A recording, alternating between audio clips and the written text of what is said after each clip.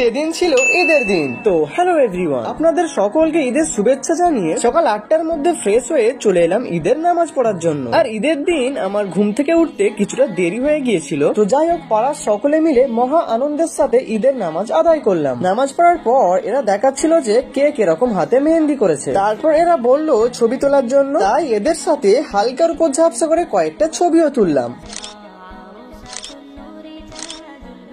তারপর আফ্রিদির ঈদের special look দেখে ঈদের শুভেচ্ছা জানিয়ে দাদা ও বন্ধুদের সাথে গলায় গলা মিলালাম। তারপর আরো কিছুক্ষণ মসজিদে থাকার পর সিমুই হাতে নিয়ে হালকা করে খেতে খেতে বাড়ি যাওয়ার জন্য রওনা দিলাম। ফেরার পথে ছোট ভাইদের সাথে ও পাড়ার বন্ধুদের সাথে কিছুটা দোকানগুলোয় আড্ডা হলো। বেশ কিছুক্ষণ সব বন্ধুরা মিলে একসাথে আড্ডা দেওয়ার পর সর্বশেষ হায়দার দাদার সাথে দেখা করে বেরিয়ে পড়লাম বাগানটায় আইসক্রিম খাওয়ার জন্য। আইসক্রিম খাওয়ার পর চলে গিয়েছিলাম আরো কয়েকটা বন্ধুর বাড়ি। বন্ধুদের সাথে বেশ কিছুক্ষণ আড্ডা, মজা ও গল্প করছিলাম। এটা হচ্ছে আমাদের কৌশিক আর এটা হলো রনি। আর এইদিকে রয়েছে এই দাদাটার নাম ভুলে গেছি, এই মুহূর্তে মনে পড়ছে না। আর এটা হলো ইন্দ্র আর তার ভাগ্নে।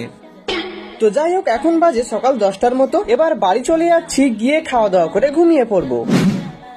ঘুম থেকে উঠলাম বিকাল 5টার দিক করে। তারপর নামাজ পড়ে দুটো দাদার সাথে বেরিয়ে পড়লাম একটু আশেপাশে ঘোরাঘুরি করার জন্য। তবে আশপাশে কোনো ঈদ মেলায় যাচ্ছি না, কিন্তু ঈদ মেলা দেখতে দেখতে যাচ্ছি। চারিদিকে এত সুন্দর বিভিন্ন রকম লাইটিং যে সাজিয়েছে সেগুলোই দেখতে দেখতে যাচ্ছিলাম, আর বেশ ভালোই লাগছিল। ঠিক তেমনই মাথার উপর ছাতা লাগিয়ে রাস্তায় যেতে যেতেই প্ল্যান হলো যে বাগনানে যাওয়া হবে। আগে থেকে কোনো রকম প্ল্যান ছিল না, তাই আমরা হাই রোড ধরে ধীরে ধীরে চলে গেলাম বাগনানে। তারপর যেহেতু খিদে পেয়ে গেছিল সেহেতু হালকা করে কিছু খাওয়া দাওয়া করছিলাম। যেমন নিয়েছিলাম ভেজ চপ। ওটা খাওয়ার পর বুঝলাম পেটে বেশ কিছুটা জায়গা রয়েছে, তাই নিয়ে নিলাম ভেজ চাউমিন। কিছুক্ষণের মধ্যে এটাও পেটের মধ্যে চালান করে দিলাম। তারপর হালকার উপর ঝাপসা করে ডোসা খেয়ে চলে এলাম আশপাশটা একটু দেখার জন্য। যেতে যেতে চোখে পড়লো এক বিরাট মসজিদ। মসজিদের ভেতরে 2-4 জন রয়েছে। আমরা বাইরে থেকেই মসজিদের আশপাশটা দেখে এবার চলে এলাম ফুচকা খেতে। 3 জনে হালকার উপর ঝাপসা করে বাগনানের ফুচকা খাওয়ার পর ভাবছিলাম ফুচকার পেটিটা বাড়ি নিয়ে চলে যাব, কেননা ফুচকাটা দারুণ টেস্ট ছিল। যাই হোক, তারপর আমরা ঠান্ডা পানি খেয়ে বেরিয়ে পড়লাম বাড়ি যাওয়ার জন্য।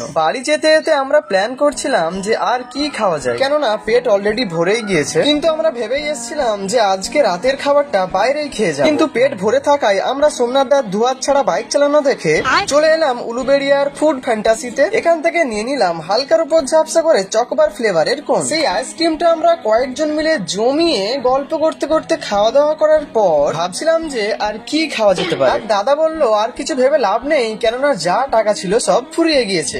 তাই আমরা স্টেশন রোডের এই দোকান থেকে হালকার উপর ঝাপসা করে কয়েকটা জিনিস নিয়ে বাড়ি ফেরার উদ্দেশ্যে রওনা দিলাম। তো যাই হোক, আজকে আমাদের ঈদের দিনটা এইভাবেই কেটে গেল। আশা করি আপনাদেরও ঈদ ভালো কেটেছে। তো যাই হোক, আমি আজকের মতো যাই বাড়ি।